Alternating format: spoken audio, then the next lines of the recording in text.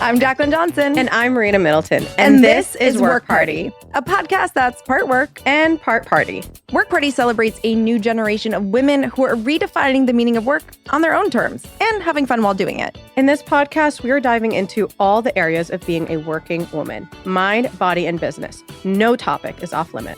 Real talk and hot takes. Think of us as your internet work wives. This is Work Party, the podcast. Wait, where's the champagne? Welcome back to Work Party. We are here to talk about one of the most exciting and toughest jobs in media, completely revitalizing an iconic brand.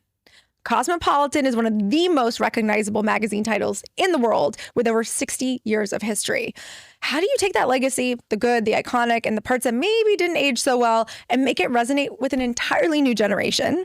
That's exactly what our guest is doing today. She's the youngest editor-in-chief in the brand's history, and she's been recognized for bringing a bold Gen Z fluent vision to the pages and platforms of both Cosmo and 17. We're thrilled to be joined by Willa Bennett, the editor-in-chief of both Cosmo and 17. Welcome, Willa. We're so excited to have you. All right, let's kick off with, obviously we're going to get to your career currently, but how did you get to where you are today? Like, what were the jobs that got you to this editor-in-chief role? Thank you so much. I'm so happy to be here, guys. Yay! Really, thank you for having me. Okay, so I've been editor-in-chief of Cosmo for a little over a year now. September was my 1 year. Congrats. Which is also my birthday. So magical Love. month. Talk about Saturn return. Virgo? Libra. Libra. Okay, gotcha. End of September. But before that, I was running a brand called High Snobiety, which is a global magazine consulting firm. We did a ton of stuff, a really great complex business model. Before that, I was at GQ, Gentleman's Quarterly. And before that, I worked at Nylon. And then I actually started my career at 17 magazine, which I also run now. Full circle. Full circle. Insane. Well, obviously Cosmo has this immense decades-long history. Taking over a brand like that is massive and also very exciting. When you took the helm, did you approach the concept of like reinvention? Like, how did you picture yourself coming back into this role or going into this role?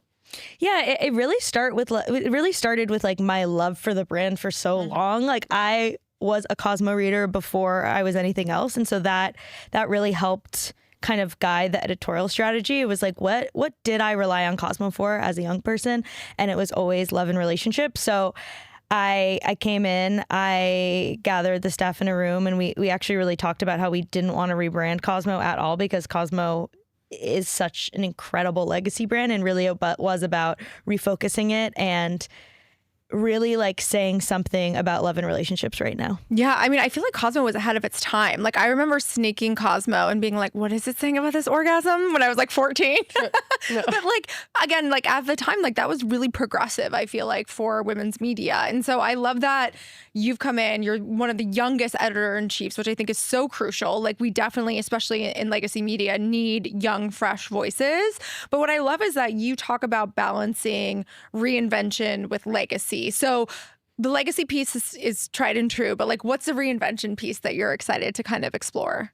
Well, I think the ecosystem is the legacy piece. Like, what we stand for will always be there for people to ask questions about who they are and who they love. That is kind of constant, but I think the state of media is evolving so quickly, and there are always new platforms and new places to reach our audiences. And I think it's sometimes that can be hard for people, but I think for the Cosmo team, like, we're really excited about that. I mean, I always say, like, every 3 months, the internet just is different. Mm-hmm. There's new platforms, there's different platforms, there's bigger platforms, there's smaller platforms, there's emerging creators. And I think Cosmo is so sure of what it is, which is such an incredible place to be. It's just about reaching people in new ways. So to touch on that, obviously, like, we're changing so fast to that point, and there are so many platforms. How do you decide, though, where to put your energy and which platform is the most powerful tool to reach your Gen Z target audience? Well, we really do reach people across different ages. I actually just had someone who told me they were Gen Alpha reach out to me and be like, this is my favorite magazine in the world. And she said, I learned what Cosmo was through a TikTok video. Oh, and so that's just like an example where it's like, of course, you know, I think Gen Z is a really interesting demographic in general, because they are so online and they are so vocal, and I think that's really exciting. But I also think there's Gen Alpha. We have people subscribing to the magazine that write me letters, and they have been subscribing for like 30, 40 years. So we actually do have women of all different ages and, places in the world. But I think what's interesting is really figuring out how we do want to spend our time. And that's something that we ask ourselves every day. But I think when you're so sure of who you are as a brand and what you stand for, it is easier. Yeah. Just to touch on like the generation, because similar with Create and Cultivate, we have like Generation X, we have Gen Z, Millennial, all that stuff. How do you find it?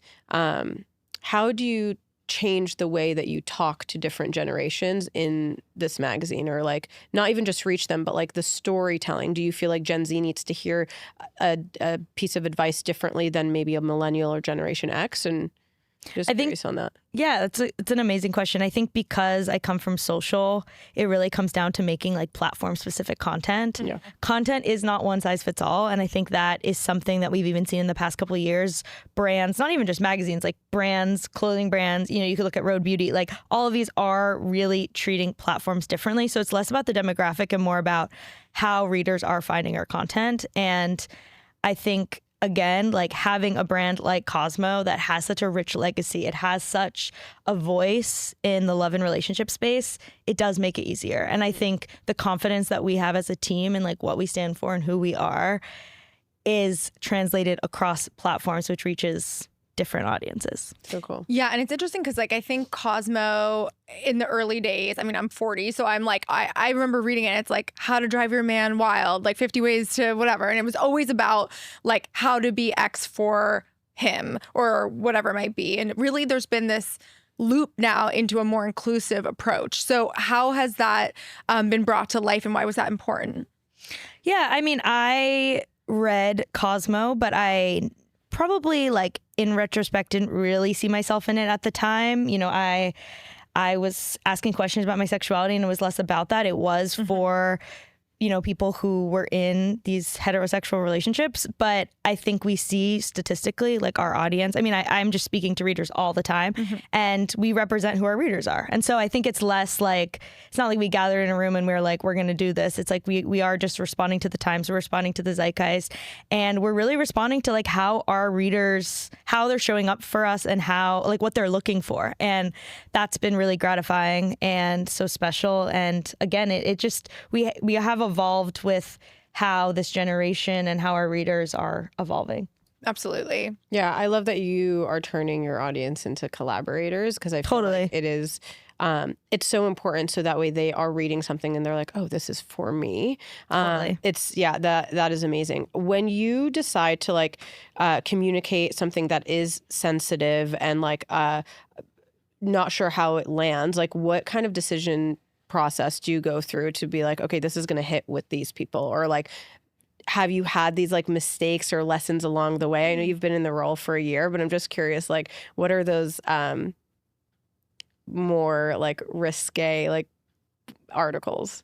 That's interesting. I think honestly, love and relationships, especially right now, like it is sensitive. Like people are, it's something that also I think a lot of people are like doing in private on their phone. Like even if it is a creator or a content creator or an article, like it is a private thing. And so I think what's been so exciting is like having a place where people can actually tell us if like something didn't hit or they have feedback about it. And that is such a great place to be in, because I am going with the audience. I think if anything, I think it's just like reading comments, talking to readers.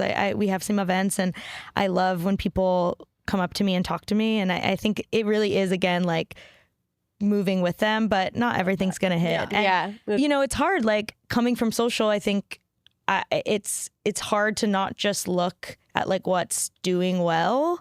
And I think data is so important. And, coming from like a background where I was just looking at impressions and social engagement and comments, like that is hard, but it isn't everything. Like it really, truly isn't. And one of my favorite mentors said, like, you should take in the data, put it in your body, digest it, and let it go.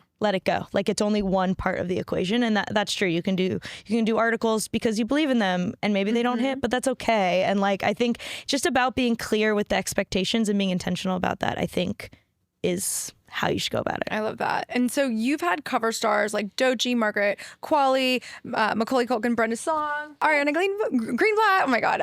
So tell us, what makes a Willa Bennett cover? What goes into it? How do you select people? My entertainment director is amazing. He's really on the cutting edge about who's doing what and why, and we really talk a lot about the story. I think I studied journalism in college, and so to me it really is about the story, truly. For example, Macaulay Culkin and Brenda Song, like why I was so drawn to that story. It was the first time a romantic relationship had been on the cover of Cosmo, and to me, I wanted to symbol to the audience that I was really focusing in on love and relationships in a new way. And so it's the story. I mean, Doechii, we actually booked before her incredible, iconic Tiny Desk performance. And we booked her because I was just watching her rise and I was like, there is nothing like this right now. And so again, it was the story. Margaret Qualley, additionally, it was the 60th anniversary issue. Her mom had been on the cover and she had kind of depicted womanhood in this very specific way. And I just wanted to read about it. And Ariana Greenblatt, again, this is like her 18th birthday. This is her first like big press moment, her first big magazine cover. She's in Now You See Me, which is a franchise that they're trying to expand upon. I just went to the premiere and saw her. She's amazing in it. So it really is about the story. It's not about the most famous person. It's not about the most like on-brand person at that time. It really is about the story. And I think that's not how every editor approaches it, but I think with a brand like Cosmo, it is aligned with what we stand for and what we stand for in the culture. Kate White, who actually ran Cosmo previously, we had dinner and she was talking about how her favorite cover stars were always someone that she was curious about. And I think about that, her telling me that a lot, because I'm like, it's so true. Like, it doesn't have to be the most famous person in the world. It actually probably shouldn't be. It really needs to be about like, what is the context of this person being on Cosmo's cover and what then are we saying about it? Yeah, it really is about uncovering the next big thing. And I think that's so special because to your point, like you can see the same person on every cover and it's the same story told over and over and over again. And so being able to like be on the pulse like that and also give people the opportunity. I mean, obviously these are huge names, but like still not getting like, you know, the same kind of things that, you know, Kim Kardashian or whoever are going to be getting all the time. So I think that's a really interesting take. Yeah. And I love Doechii as an example. Like we had her as our headliner for festival. And it's funny because we say it's like, we had her before the nomination and like all of this stuff, but it's her story of being laid off or fired and being like, I'm going to bet on myself. And, you know, that's like the epitome of the Create and Cultivate girl. And so I love that you guys really dive into that story. It also like helps keep you guys ahead. Yeah. And it is about the story. I think the reason that a lot of our cover stories really resonate is because we are like telling real stories, and that's with the photographer, that's with the styling, that's like everything actually is part of the story for us. So it is more than just a magazine cover. It's really just, I think, the future of journalism. Yeah. And thinking about trends, you guys launched Cosmo Sports, Blind Date. Tell us a little bit about those franchises and why you decided to get into those categories. They just really made sense for our audience. Sports was an idea someone had early on. And again, like, you know, we just saw our audience like devouring sports content, but there wasn't any publication or really any platform that was doing it in the way that Cosmo could. And so it's been so exciting. I love Cosmo Sports. And then Blind Date, I mean, first off, there is a rise in blind dates right now, which I just think journalistically is fascinating. Meet cutes, blind dates, like people want to meet people in real life. We see people wanting to stop doom scrolling. And this was just a trend we saw, and being able to like respond to it quickly in media form and put it on the platforms that our audience was just so amazing. It's been so gratifying. We just finished season 2. And I mean, some of them get like 7 million views. It's crazy. Incredible. So cool. It's incredible. And it teaches me so much. I love Blind Date. Like, I think it, first off, makes complete sense for our audience, but it's been so amazing to be able to respond quickly and actually create a franchise that is just so on brand for us. Yeah. I love that. Well, obviously, a lot of people talk about rebranding and it's exhausting. It requires a lot of resources. Rebranding a big company, I feel like, is even more insane. So how do you strategically allocate those resources from like human capital, budget, and time to innovate? I mean, I think it helps to have a staff that like loves the brand. Yeah. Like we all seriously love Cosmo, like truly. And I think at the end of the day, like media is evolving in a way that is exciting, but it's also just unprecedented. Like we've never seen the quickness of technological advances that we are experiencing currently. And I think the guiding light and the way to prioritize is really has to come from a love of it. And at the end of the day, we are so lucky to work at a brand like Cosmo right now. And I think that also helps. But again, prioritization,